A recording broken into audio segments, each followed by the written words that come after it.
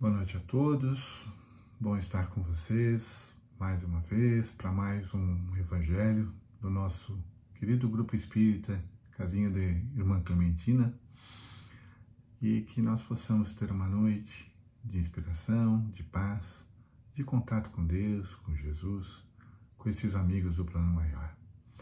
Para iniciarmos então nossa reunião, vamos fechar os nossos olhos, vamos elevar o nosso pensamento a Deus e vamos agradecer pela oportunidade de estarmos juntos, de estarmos reunidos em Teu santo nome. Que nós possamos agradecer a Deus por todas as bênçãos, por todas as oportunidades, por tudo aquilo que temos em nossas vidas.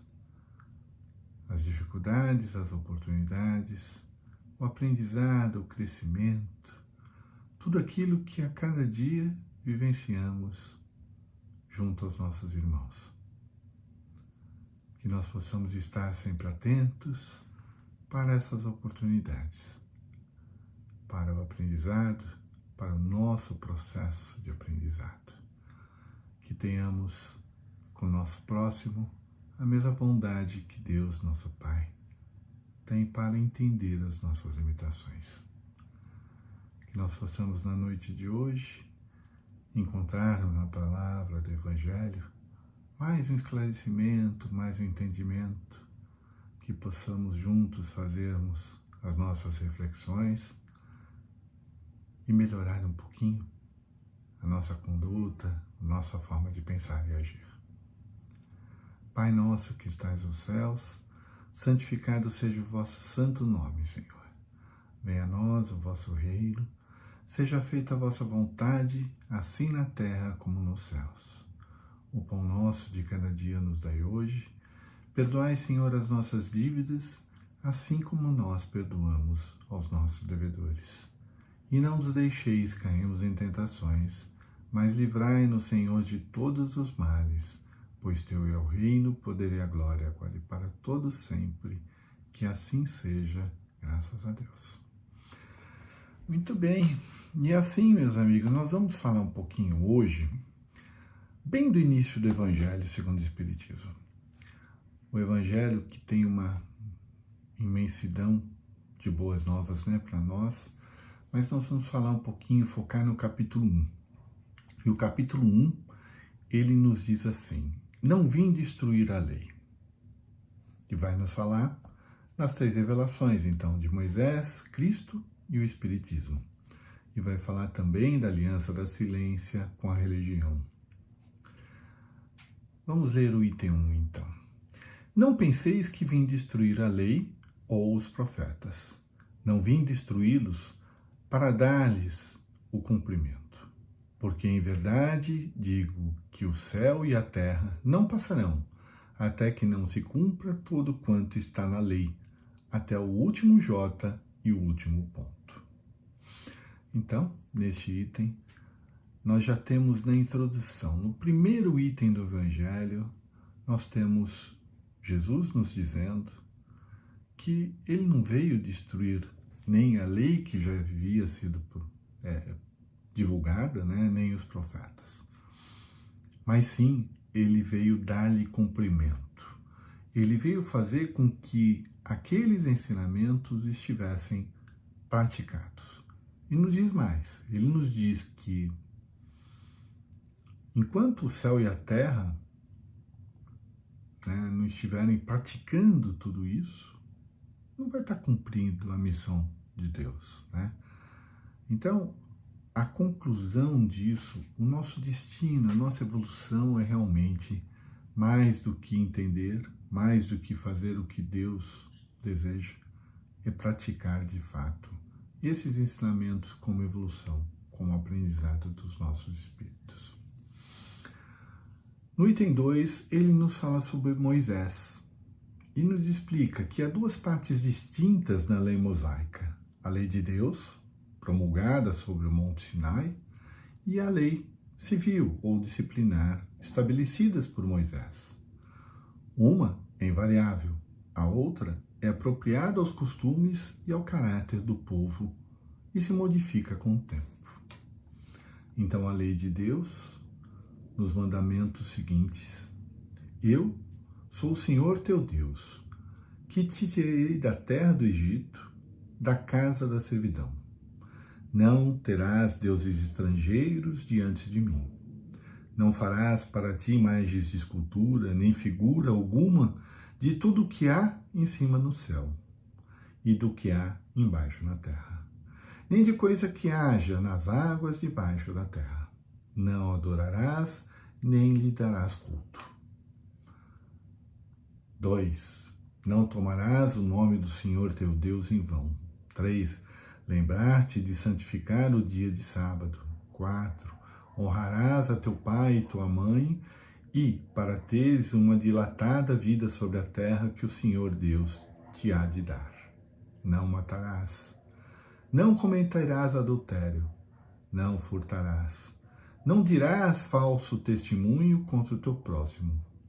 Não desejarás a mulher do próximo. Não cobiçarás a casa do teu próximo, nem o seu servo, nem a sua serva, nem o seu boi, nem o seu jumento, nem outra coisa alguma que lhe pertença. Esta é a lei de todos os tempos, de todos os países, e tem, por isso mesmo, um caráter divino. Então, gente, essas leis foram as leis divinas. Aí, para aquela época, estavam os ensinamentos que eram compatíveis com o entendimento da humanidade. Porém, era necessário uma série de outras leis que Moisés também foi promulgando. Essas leis tinham que ter uma autoridade, forte, compatível com a necessidade da época. E muitas delas, inclusive, seriam contraditórios às leis divinas. Por isso que existe essa distinção, as leis divinas e as leis de Moisés. As leis mosaicas daquela época tinham um caráter transitório, tinham um caráter para aquele momento, para aquele entendimento, para que as pessoas pudessem conviver e começar a aprender o que era Deus.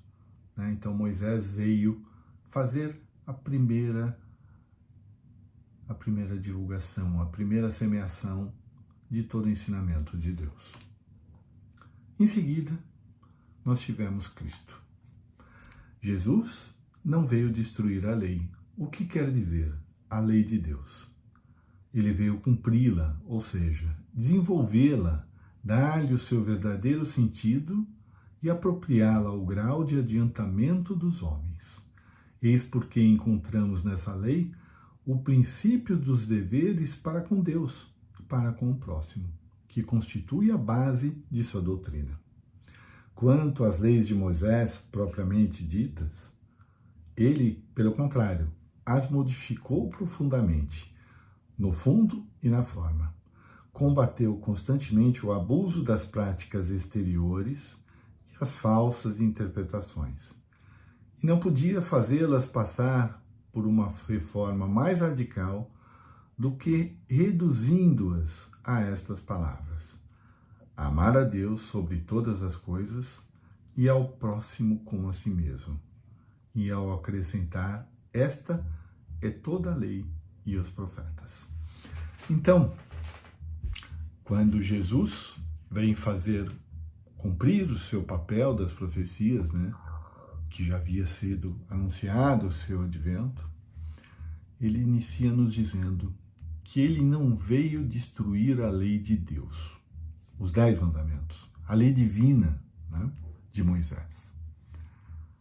Ele veio fazê-la cumprir, como nós já dissemos. Por outro lado, com relação às leis mosaicas, ele veio sim para adaptá-las a uma nova época, porque naquele momento a humanidade já passava por uma evolução. Naquele momento já era possível fazer novas revelações. Naquele momento já era possível avançar um pouco mais.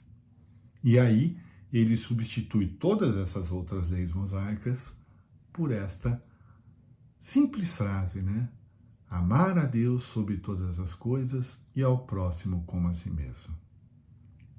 Que moleza, né? Fácil. É o que a gente faz a todo instante. Brincadeira, é o que a gente deveria fazer a todo instante. Não que a gente não ame a Deus sobre tudo. Não que a gente não ame o nosso próximo. Não que a gente não tenha consciência que não deva amá-lo como a nós mesmos. Mas é que nós, invariavelmente, nos perdemos, né?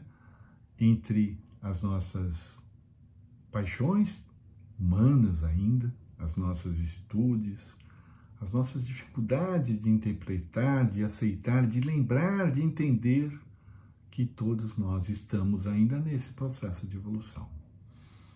Lá atrás, na época de Moisés, tudo ainda muito rude, muito difícil de se entender, então Deus falou em uma realidade. Cristo vem para nos abençoar e nos traz então a lei do amor. Nos traz ainda com a sua autoridade, com tudo aquilo que ele tinha de pureza na sua divina missão, né? Ele nos traz mais e mais ensinamentos.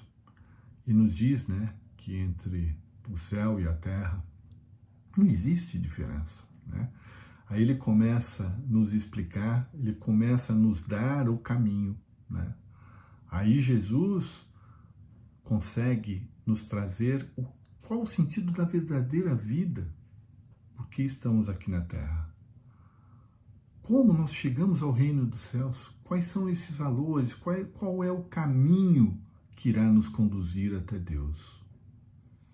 Como nós nos reconciliamos com Deus, como nós pedimos perdão pelas nossas falhas, como nós fazemos ajuda ao nosso próximo, né?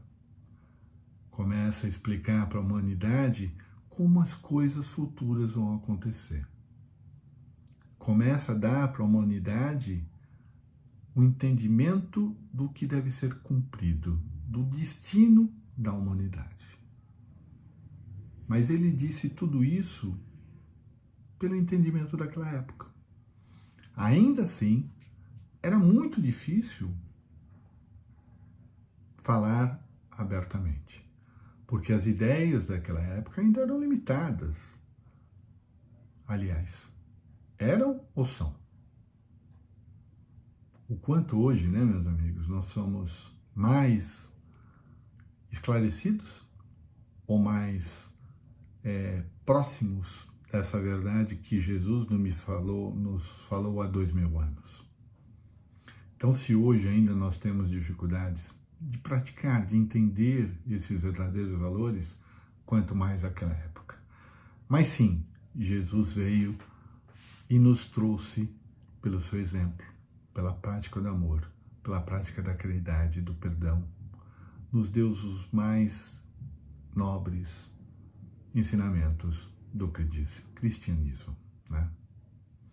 Mais à frente, essas ideias teriam que evoluir. E, obviamente, né, a ciência iria contribuir para essa evolução da humanidade e isso tudo teria que se desenvolver, caminhar em conjunto e progredir para a evolução do nosso planeta, para a evolução da humanidade. E aí nós teríamos a terceira revelação.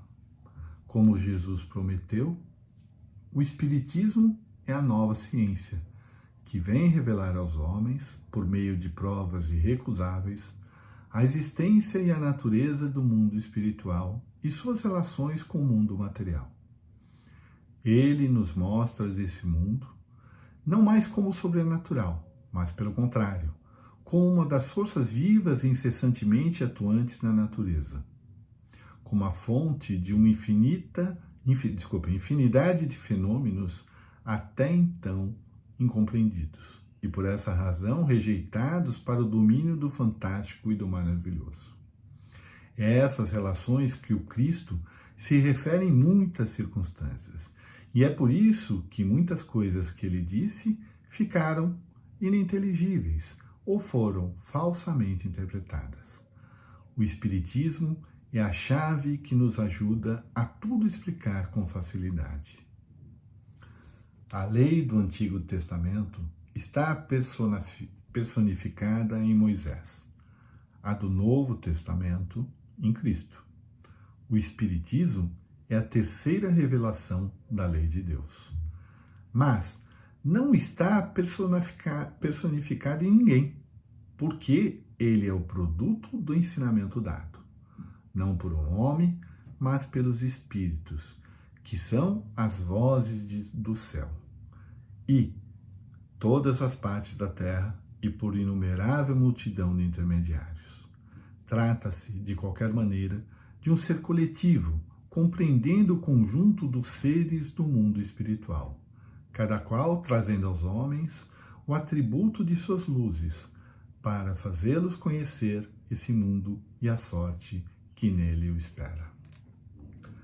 Da maneira que disse Cristo, eu não venho destruir a lei, mas dar-lhe cumprimento. Também diz o Espiritismo, eu não venho destruir a lei cristã, mas dar-lhe cumprimento. Ele nada ensina contrário ao ensinamento do Cristo, mas o desenvolve, completa e explica, em termos claros para todos, o que foi dito sob forma alegórica. Ele vem cumprir, na época predita, o que Cristo anunciou e preparar o cumprimento das coisas futuras.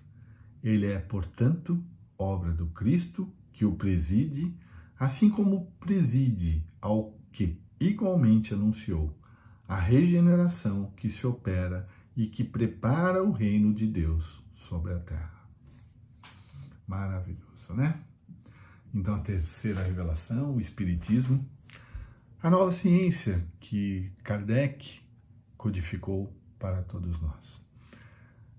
Igualmente, a evolução da lei mosaica para a lei cristã, a ciência espírita, a doutrina espírita, não destrói nada, apenas a complementa, adaptando para o momento atual que nós estamos, fazendo com que, novamente, aquilo que Jesus nos trouxe nas suas mensagens, e não ficou tão claro, em função da época, do entendimento da época, pudesse agora ficar ainda mais claro, pudesse agora ficar complementado pelos ensinamentos dos Espíritos, dos anjos de Deus, que com seus ensinamentos vem trazer a nós a sua palavra, a voz do céu. E aí, de uma forma muito ampla, aquilo que Jesus falou há 2000 anos e de uma forma infeliz, não foi praticado. Vem o Espiritismo e consegue, nos mais diversos pontos do planeta, fazer a sua propagação simultaneamente. Então, é a voz de Deus, são os ensinamentos de Jesus, do cristianismo, fazendo em todas as partes da Terra e por uma inumerável multidão de intermediários. Então, a terceira revelação, ela vem de uma forma ainda mais ampla. Por quê? Porque ela vem para cumprir de fato esse papel do Cristo. Cumprir de fato a vontade de Deus de que toda a humanidade evolua e se faça de fato a evolução necessária no planeta Terra. Através dos ensinamentos espíritas, através dos ensinamentos de Jesus, o homem vai tendo então a luz, o conhecimento, para ir se adaptando. E já nos tempos atuais, onde a ciência está tão evoluída, né, amigos? Aí nós temos a prova, né, de que esse plano de Deus é sim muito perfeito, né? Esse plano de Deus, ele nos dá toda a condição de entendermos e crescer pouco a pouco. Então Deus sabe a condição de sua criação, sabe das necessidades e sabe que nós não poderíamos sair daquele ser criado imperfeito para evoluir e receber essa perfeição do dia para a noite. Não, ela tem que ser vivenciada. O nosso espírito precisa das experiências para que a gente entenda e absorva. E a cada ensinamento, a cada aprendizado que nós vamos tendo, nós vamos nos transformando em seres melhores. Nós vamos nos aproximando um pouquinho, à imagem de Deus. Imaginemos quanto falta para nós termos a pureza de um Cristo, para termos a pureza de tantos espíritos do bem, tantos irmãos que já passaram pela Terra e continuam nos amparando do plano espiritual. Mas nós estamos caminhando. Nós olhamos para a nossa jornada e já observamos evoluções, já observamos que somos pessoas melhores, já observamos que hoje nós temos um entendimento diferenciado em relação ao nosso passado. E eu vou ler mais um trechinho de um outro item que tem no capítulo 1, que fala da aliança da ciência com a religião. Só um trechinho. Item 8. A ciência e a religião são as duas alavancas da inteligência humana. Uma revela as leis do mundo material e a outra as leis do mundo moral. Mas aquelas e estas leis, tendo o mesmo princípio que é Deus, não podem contradizer-se. Se umas forem a negação das outras, umas estarão necessariamente erradas e as outras certas. Porque Deus não pode querer destruir a sua própria obra. A incompatibilidade que se acredita existir entre essas duas ordens de ideias provém de uma falha de observação e do excesso de exclusivismo de uma e de outra parte. Disso resulta um conflito que originou a incredulidade e intolerância. Então, neste item, o que nós temos? Ele nos falando que a ciência está aí para fazer a evolução do mundo material e a religião para trabalhar o mundo moral. A evolução dos povos é muito clara nos tempos atuais. Estamos aqui usando a internet, nos comunicando virtualmente. Será que Moisés, na sua época, poderia, quem sabe, imaginar? Nunca. Ninguém poderia supor. Ao mesmo tempo, a religião cristã, que muito fez, e desde a época de Moisés, de Jesus, foi muito corrompida e continua sendo hoje corrompida pelos seres humanos. Então, tanto o desenvolvimento intelectual, a ciência, o desenvolvimento material é extrapolado, como os desenvolvimentos morais também são corrompidos pelo homem.